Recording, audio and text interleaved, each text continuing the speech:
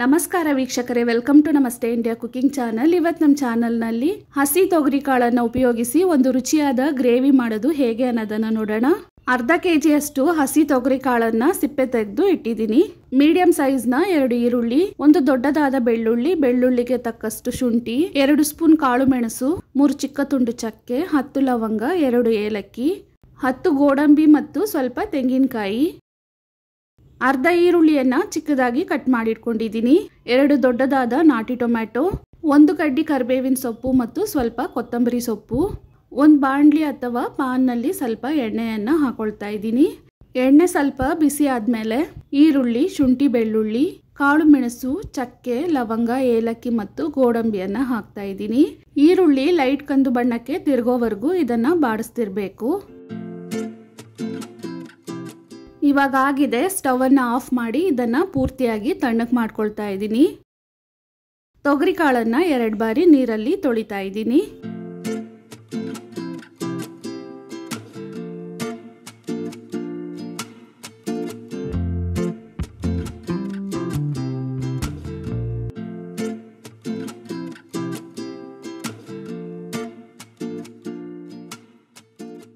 ತೊಗರಿ ಕಾಳನ್ನ ತೊಳೆದಾದ್ಮೇಲೆ ಒಂದು ಕಡೆ ಹಾಗೇನೆ ಇಡ್ತಾ ಇದ್ದೀನಿ.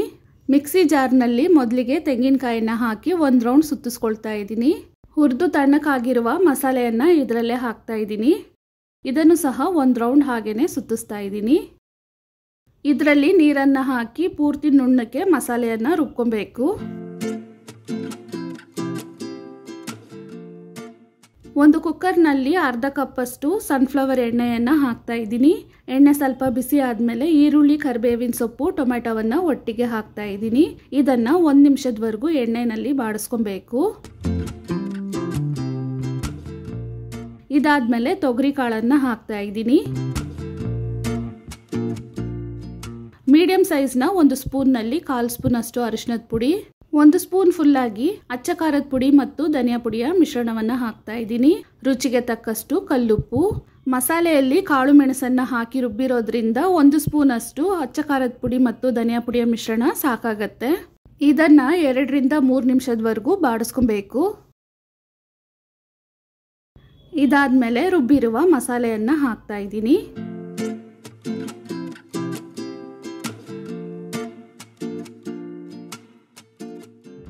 ಮಿಕ್ಸಿ ಜಾರ್ನಲ್ಲೇ ನೀರನ್ನ ಹಾಕಿ ಮಸಾಲೆಯನ್ನ ಜಾಲಿಸಿ ಆ ನೀರನ್ನ ಇದರಲ್ಲೇ ಹಾಕ್ತಾ ಇದ್ದೀನಿ. ಗ್ರೇವಿ ಹದಕ್ಕೆ ತಕ್ಕಷ್ಟು ನೀರನ್ನ ಹಾಕೊಬೇಕು. ನೋಡಿ, ಈ ಹದಕ್ಕೆ ನೀರನ್ನ ಹಾಕಿದಾಗ ವಿಜಿಲ್ ಆಗಿ ಕಾಳು ಬೆಂದ ಮೇಲೆ ಸಾರು ಇನ್ನೂ ಗಟ್ಟಿಯಾಗತ್ತೆ.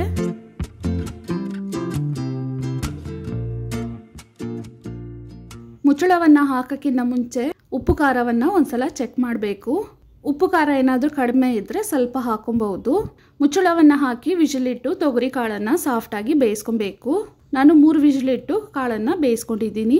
ನೀವು ಕುಕ್ಕರ್ನ ಕೆಪಾಸಿಟಿಗೆ ತಕ್ಕಂಗೆ ವಿಜಿಲನ್ನು ಇಟ್ಟು ಕಾಳನ್ನು ಬೇಯಿಸ್ಕೊಳ್ಳಿ. ಇದೇ ರೀತಿ ಮಸಾಲೆಯನ್ನು ಇಟ್ಟು ಈ ಮೆಥಡ್ನಲ್ಲೇ ತೊಗರಿ ಕಾಳಿನ ಬದಲು ಹಸಿ ಅವರೆಕಾಳನ್ನು ಸಹ ಹಾಕಿ ಗ್ರೇವಿಯನ್ನು ಮಾಡ್ಬೋದು. ತುಂಬಾ ರುಚಿಯಾಗಿರುತ್ತೆ. ಇವಾಗ ನೋಡಿ, ಗ್ರೇವಿ ಕರೆಕ್ಟು ಹದಕ್ಕಿದೆ. ತಣ್ಣಕ್ಕಾದ್ಮೇಲೆ ಇನ್ನೂ ಸ್ವಲ್ಪ ಗಟ್ಟಿಯಾಗತ್ತೆ. ನೋಡಿ, ಕಾಳನ್ನ ಈ ರೀತಿ ಸಾಫ್ಟಾಗಿ ಬೇಯಿಸ್ಕೊಬೇಕು. ಕೊನೆಯದಾಗಿ ಕಟ್ ಮಾಡಿರುವ ಕೊತ್ತಂಬರಿ ಸೊಪ್ಪನ್ನ ಹಾಕಿ ಒಂದ್ಸಲ ಚೆನ್ನಾಗಿ ಮಿಕ್ಸ್ ಮಾಡ್ತಾ ಇದ್ದೀನಿ.